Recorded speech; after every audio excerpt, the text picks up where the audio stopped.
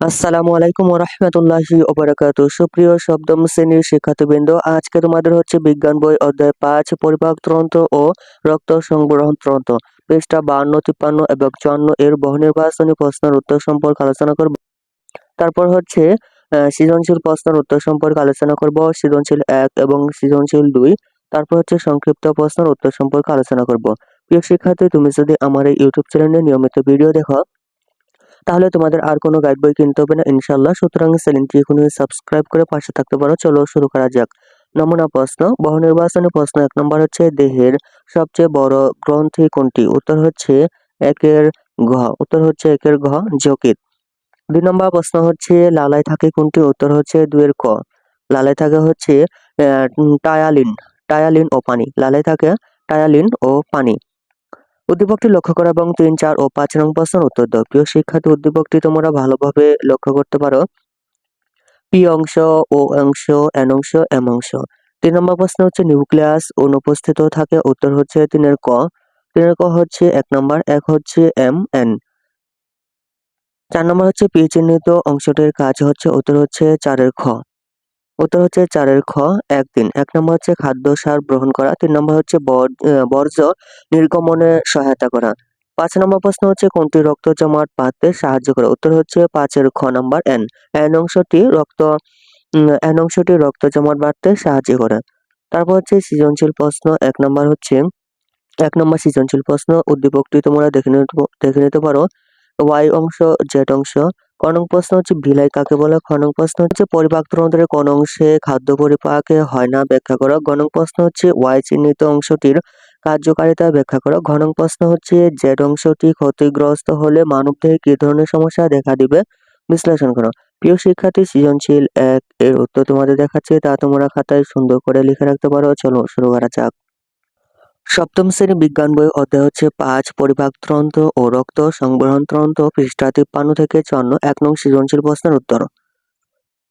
ক নং প্রশ্ন হচ্ছে ভিলাই কাকে বলে? ক নং প্রশ্নের উত্তর হচ্ছে ক্ষুদ্রান্তের অন্তঃপ্রাচীরে আঙ্গুলের মতো যে প্রবর্ধক বা অভিক্ষেপ থাকে তাকে ভিলাই বলে। খ নং প্রশ্ন হচ্ছে পরিপাকতন্ত্রের কোন অঙ্গে খাদ্য পরিপাক হয় না ব্যাখ্যা করো। খ নং প্রশ্নের উত্তর হচ্ছে পরিপাকতন্ত্রের যে অংশে খাদ্যের কোনো পরিপাক ঘটে না তা হলো গলবিল। মুখগহ্বরের পরেই এর অবস্থান। এর মাধ্যমে খাদ্যবস্তু মুখগহ্বর থেকে অন্ননালী, গ্রাসনালী দিয়ে নিচের দিকে চলে যায়। গলবিলে কোনো পরিপাক এনজাইম নিঃসৃত হয় না, তাই গলবিলে খাদ্যের পরিপাক ঘটে না। গ নং প্রশ্ন হচ্ছে ওয়াই চিহ্নিত অংশটির কার্যকারিতা ব্যাখ্যা করো। গ নং প্রশ্নের উত্তর হচ্ছে উদ্দীপকের চিত্রে ওয়াই চিহ্নিত অংশটি হলো পাকস্থলী।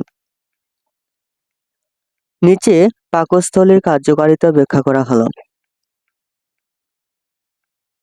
অন্ননালী ও ক্ষুদ্রান্তের মধ্যবর্তী স্থানে পাকস্থলীর অবস্থান। এর আকৃতি থলের মতো। এর প্রাচীর বেশ পুরু ও পেশিবহুল। অন্ননালীর ক্রম সংকোচনের ফলে পিচ্ছিল খাদ্যবস্তু পাকস্থলীতে এসে জমা হয়। পাকস্থলীর কাজগুলো হলো: ১ নম্বর হচ্ছে পাকস্থলীতে সাময়িকভাবে খাদ্যবস্তু জমা থাকে। ২ নম্বর হচ্ছে গ্যাস্ট্রিক গ্রন্থি থেকে নিঃসৃত হাইড্রোক্লোরিক অ্যাসিড খাদ্যকে জীবাণুমুক্ত করে। ৩ নম্বর হচ্ছে গৃহীত খাদ্যের সাথে গ্যাস্ট্রিক রস মিশে খাদ্যকে কাইমে পরিণত করে। ৪ নম্বর হচ্ছে গ্যাস্ট্রিক রসের সাহায্যে কিছু খাদ্যের আংশিক পরিপাক সম্পন্ন হয়। ঘ নং প্রশ্ন হচ্ছে জেড অংশটি ক্ষতিগ্রস্ত হলে মানবদেহে কি ধরনের সমস্যা দেখা দেবে বিশ্লেষণ করো। ঘ নং প্রশ্নের উত্তর হচ্ছে উদ্দীপকের চিত্রে নির্দেশিত জেড অংশটি হলো যকৃৎ। এটি মানবদেহের সবচেয়ে বড় গ্রন্থি। যকৃৎ দেহে নানা গুরুত্বপূর্ণ কাজ সম্পাদন করে, যেমন ১ নম্বর হচ্ছে পরিপাক। যকৃৎ পিত্তরস রক্ষণ করে। পিত্তল বর্ণ বা ফ্যাট জাতীয় খাদ্যের পরিপাক ও শোষণে সাহায্য করে। ২ নম্বর হচ্ছে শর্করা বিপাক। যকৃতে প্রোটিন ও ফ্যাট থেকে শর্করা উৎপন্ন হতে পারে। তারপর হচ্ছে ৩ নাম্বার হচ্ছে রক্ত সংক্রান্ত কাজ।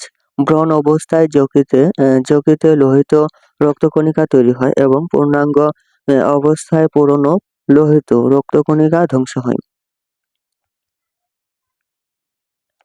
৪ নাম্বার হচ্ছে সঞ্চয়মূলক কাজ। যকৃতে গ্লাইকোজেন, ভিটামিন এ ও ডি সঞ্চিত থাকে। ৫ নম্বর হচ্ছে রক্ষণমূলক কাজ। যকৃতে বিভিন্ন প্রতিরক্ষামূলক উপাদান তৈরি হয় যা দেহকে রোগ থেকে রক্ষা করতে সাহায্য করে। ৬ নম্বর হচ্ছে তাপ নিয়ন্ত্রণ। যকৃতে সংঘটিত রাসায়নিক বিক্রিয়ার ফলে উৎপন্ন তাপ দেহের তাপমাত্রা নিয়ন্ত্রণে সাহায্য করে। ৭ নম্বর হচ্ছে রেচন। যকৃৎ বিভিন্ন ধাতব পদার্থ, অপ্রয়োজনীয় ও অতিরিক্ত ওষুধ পিত্তের মাধ্যমে দেহের বাইরে বের করে দেয়। অতএব যকৃৎ মানবদেহের একটি অত্যন্ত গুরুত্বপূর্ণ অঙ্গ। যদি এটি ক্ষতিগ্রস্ত হয় তবে উপরোক্ত কাজগুলো ব্যাহত হবে এবং দেহে গুরুতর সমস্যা দেখা দিতে পারে, এমনকি মৃত্যু পর্যন্ত ঘটতে পারে। প্রিয় শিক্ষার্থী, এরপর হচ্ছে সৃজনশীল ২, পৃষ্ঠা ৫৪। সৃজনশীল ২ এর উদ্দীপকটি দেখে নিতে পারো। ক নং প্রশ্ন হচ্ছে পেরিকার্ডিয়াম কাকে বলে? খ নং প্রশ্ন হচ্ছে লাইপেজ কি ব্যাখ্যা করো? গ নং প্রশ্ন হচ্ছে উদ্দীপকে তীর চিহ্নিত পথে কিভাবে রক্ত সঞ্চালিত হয় ব্যাখ্যা করো। ঘ নং প্রশ্ন হচ্ছে উদ্দীপকের অঙ্গটি সুস্থ রাখার জন্য আমাদের কেন সতর্কতা অবলম্বন করা উচিত তা যুক্তিসহ বিশ্লেষণ করো। প্রিয় শিক্ষার্থী, সৃজনশীল ২ এর উত্তর তোমাদের দেখাচ্ছি, তা তোমরা সুন্দর করে খাতায় লিখে রাখতে পারো। চলো শুরু করা যাক। সপ্তম শ্রেণী বিজ্ঞান বই অধ্যায় ৫ পরিপাকতন্ত্র ও রক্ত সংবহন তন্ত্র, পৃষ্ঠা ৫৩ থেকে ৫৪। ২ নং সৃজনশীল প্রশ্নের উত্তর। ক নং প্রশ্ন হচ্ছে পেরিকার্ডিয়াম কাকে বলে? ক নং প্রশ্নের উত্তর হচ্ছে হৃৎপিণ্ড ২ স্তর বিশিষ্ট যে পাতলা পর্দা দ্বারা আবৃত থাকে তাকে পেরিকার্ডিয়াম বলে। খ নং প্রশ্ন হচ্ছে লাইপেজ কি ব্যাখ্যা করো। খ নং প্রশ্নের উত্তর হচ্ছে লাইপেজ হলো অগ্ন্যাশয় থেকে নিঃসৃত স্নেহজাতীয় খাদ্য হজমকারী একটি উৎসেচক এনজাইম, অর্থাৎ এটি চর্বি জাতীয় খাদ্যের পরিপাকে সাহায্য করে। লাইপেজ চর্বিকে ভেঙে ফ্যাটি অ্যাসিড ও গ্লিসারলে পরিণত করে। গ নং প্রশ্ন হচ্ছে উদ্দীপকের তীর চিহ্নিত পথে কিভাবে রক্ত সঞ্চালিত হয় ব্যাখ্যা করো। গ নং প্রশ্নের উত্তর হচ্ছে উদ্দীপকের চিত্রে তীর চিহ্ন দ্বারা হৃৎপিণ্ডে রক্ত সঞ্চালনের পথ দেখানো হয়েছে। মূলত অলিন্দ ও নীল এর ক্রমাগত সংকোচন ও প্রসারণের মাধ্যমে হৃদযন্ত্রে রক্ত সঞ্চালন ঘটে। কার্বন ডাই অক্সাইড সমৃদ্ধ রক্ত দেহ থেকে ঊর্ধ্ব ও নিম্ন মহাশিরার মাধ্যমে ডান অলিন্দে প্রবেশ করে। অন্যদিকে অক্সিজেন সমৃদ্ধ রক্ত ফুসফুস থেকে ফুসফুসীয় শিরার মাধ্যমে বাম অলিন্দে আসে। অলিন্দদ্বয় সংকুচিত হলে রক্ত ডান অলিন্দ থেকে ডান নিলয়ে এবং বাম অলিন্দ থেকে বাম নিলয়ে প্রবেশ করে। নিলয় দুটি সংকুচিত হলে রক্তের চাপে ট্রাইকাসপিড ও বাইকাসপিড কপাটিকা বন্ধ হয়ে যায় এবং ফুসফুসীয় ধমনী ও মহাধমনীর অর্ধচন্দ্রাকার কপাটিকা খুলে যায়। ফলে বাম নিলয়ে অক্সিজেন সমৃদ্ধ রক্ত মহাধমনীর মাধ্যমে সারা দেহে সঞ্চালিত হয় এবং ডান নিলয়ের কার্বন ডাই অক্সাইড সমৃদ্ধ রক্ত ফুসফুসীয় ধমনের মাধ্যমে ফুসফুসে যায়। এভাবে হৃৎপিণ্ডের মাধ্যমে তীর চিহ্নিত পথে রক্ত সঞ্চালিত হয়। ঘ নং প্রশ্ন হচ্ছে উদ্দীপকের অঙ্গটি সুস্থ রাখার জন্য আমাদের কেন সতর্কতা অবলম্বন করা উচিত বিশ্লেষণ করো। ঘ নং প্রশ্নের উত্তর হচ্ছে উদ্দীপকের অঙ্গটি হলো হৃৎপিণ্ড। এটি হৃদপেশি নামক বিশেষ ধরনের অনৈচ্ছিক পেশি দ্বারা গঠিত। যখন হৃৎপিণ্ডে সংকুচিত হয় তখন রক্ত ধমনীর মাধ্যমে দেহের বিভিন্ন অঙ্গে সঞ্চালিত হয়। আবার হৃৎপিণ্ড প্রসারিত হলে দেহের বিভিন্ন অঙ্গ থেকে রক্ত শিরার মাধ্যমে হৃৎপিণ্ডে ফিরে আসে। এভাবে সংকোচন ও প্রসারণের মাধ্যমে রক্ত সঞ্চালন অব্যাহত থাকে। রক্ত সঞ্চালনের মাধ্যমে দেহে এক নম্বর হচ্ছে খাদ্যের সারবস্তু পরিবহন হয়। 2 নম্বর হচ্ছে অক্সিজেন পরিবহন হয়। 3 নম্বর হচ্ছে কার্বন ডাই অক্সাইড ও বর্জ্য পদার্থ অপসারণ হয়। 4 নম্বর হচ্ছে হরমোন পরিবাহিত হয়। 5 নাম্বার হচ্ছে দেহের তাপমাত্রা নিয়ন্ত্রিত থাকে। 6 নাম্বার হচ্ছে রোগ প্রতিরোধ অবস্থায় সহায়তা করে। যদি কোনো কারণে হৃৎপিণ্ড অসুস্থ হয়ে পড়ে তবে উপরোক্ত কাজগুলো সহ দেহের আরো অনেক গুরুত্বপূর্ণ কার্যক্রম ব্যাহত হবে। এর ফলে নানাবিধ রোগ দেখা দিতে পারে এবং গুরুতর অবস্থায় মৃত্যুও ঘটতে পারে। তাই হৃৎপিণ্ডকে সুস্থ রাখার জন্য আমাদের সর্বসময় সতর্কতা অবলম্বন করা উচিত। প্রিয় শিক্ষার্থী, এরপর হচ্ছে তোমাদের হচ্ছে সংক্ষিপ্ত উত্তর প্রশ্ন সম্পর্কে আলোচনা করব। প্রশ্নগুলো এক নজর আগে দেখা যাক। পরিপাক হওয়া খাদ্য কোথায় কিভাবে শোষিত হয়? 2 নম্বর হচ্ছে দাঁত পরিষ্কার রাখার প্রয়োজনীয়তা ব্যাখ্যা করো। 3 নম্বর হচ্ছে মুখ দিয়ে পাকস্থলীতে কিভাবে খাদ্য যায় বর্ণনা করো। 4 নম্বর হচ্ছে তোমার দেহে রক্তকণিকার প্রয়োজনীয়তা ব্যাখ্যা করো। 5 নম্বর হচ্ছে রক্ত নালী আমাদের দেহে কি কাজ করে? প্রিয় শিক্ষার্থী, সংক্ষিপ্ত প্রশ্নের উত্তর তোমাদের দেখাচ্ছি, তা তোমরা সুন্দর করে খাতায় লিখে রাখতে পারো। চলো শুরু করা যাক। সপ্তম শ্রেণী বিজ্ঞান বই অধ্যায় 5 পরিপাক তন্ত্র ও রক্ত সংবহন তন্ত্র পৃষ্ঠা 54 সংক্ষিপ্ত প্রশ্নের উত্তর। 1 নং প্রশ্ন হচ্ছে পরিপাক হওয়া খাদ্য কোথায় এবং কিভাবে শোষিত হয়? উত্তর হচ্ছে পরিপাক তন্ত্রের ইলিয়ামে। পরিপাক তন্ত্রের ইলিয়ামে সাধারণত পরিপাকৃত খাদ্য রক্তে শোষিত হয়। ইলিয়াম হলো ক্ষুদ্রান্ত্রের শেষ অংশ। ইলিয়ামের ভেতরের প্রাচীরে শ্বসন যন্ত্র থাকে। শ্বসন কার্য সম্পন্ন করার জন্য প্রাচীর গাত্রে আঙ্গুলের মতো অসংখ্য প্রক্ষেপিত অংশ থাকে, যেগুলোকে ভিলাই বলে। হজমের পর খাদ্যের সারাংশ ভিলার মাধ্যমে বেপন পদ্ধতিতে রক্তে শোষিত হয়। তারপর হচ্ছে প্রশ্ন 2, দাঁত পরিষ্কার রাখার প্রয়োজনীয়তা ব্যাখ্যা করো। 2 নং প্রশ্নের উত্তর হচ্ছে দাঁত মানুষের একটি অত্যন্ত প্রয়োজনীয় অঙ্গ। সুস্থ ও সবল জীবন যাপনের জন্য দাঁত পরিষ্কার রাখা খুবই গুরুত্বপূর্ণ। দাঁত অপরিষ্কার থাকলে, অর্থাৎ নিয়মিত দাঁত ব্রাশ না করলে, দাঁতের ফাঁকে খাদ্যের কণা আটকে থাকে এবং তা পচে গিয়ে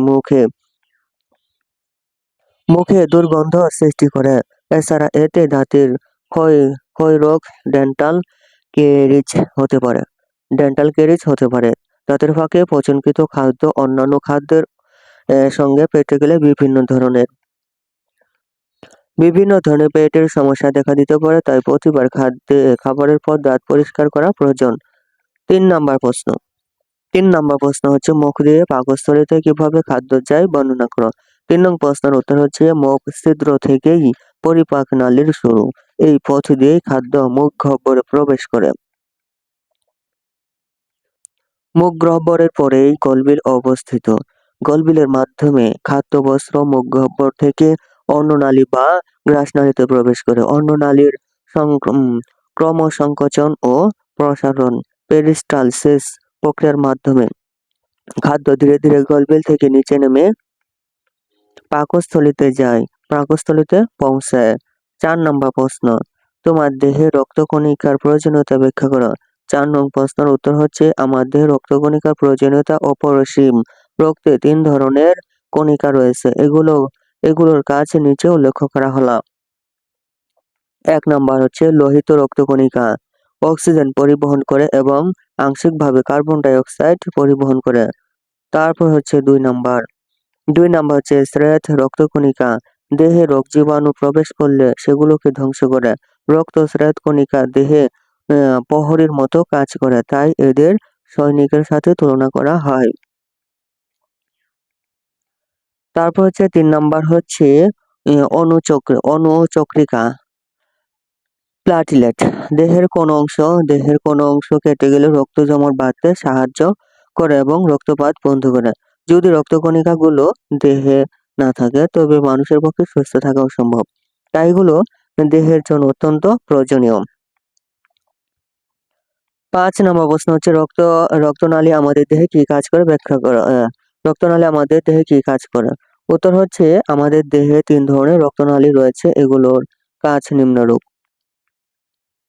1 নম্বর হচ্ছে ধমনী। ধমনী সাধারণত অক্সিজেন সমৃদ্ধ রক্ত হৃৎপিণ্ড থেকে দেহের বিভিন্ন অংশে পরিবহন করে। 2 নাম্বার হচ্ছে শিরা।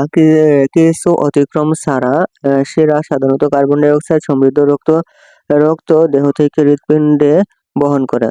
3 নাম্বার হচ্ছে কৈশিক নালী। কৈশিক নালী দেহকোষের সাথে খাদ্য, অক্সিজেন ও বর্জ্য পদার্থের আদান-প্রদান সম্পন্ন করে। প্রিয় শিক্ষার্থী, এছাড়াও তোমাদের সপ্তম শ্রেণী বিজ্ঞান বই অধ্যায় 5 পরিপাকতন্ত্র ও রক্ত সংবহনতন্ত্র পৃষ্ঠা হচ্ছে 52, 53 এবং 54। প্রিয় শিক্ষার্থী, অন্যান্য সকল বইয়ের উত্তর পেতে চ্যানেলটির প্লেলিস্টে দেখতে পারো। প্রিয় শিক্ষার্থী, তুমি যদি আমার এই ইউটিউব চ্যানেলে নিয়মিত ভিডিও দেখো তাহলে তোমাদের আর কোনো গাইড বই কিনতে হবে না ইনশাল্লাহ। সুতরাং চ্যানেলটি এখনই সাবস্ক্রাইব করে পাশে থাকতে পারো। ধন্যবাদ।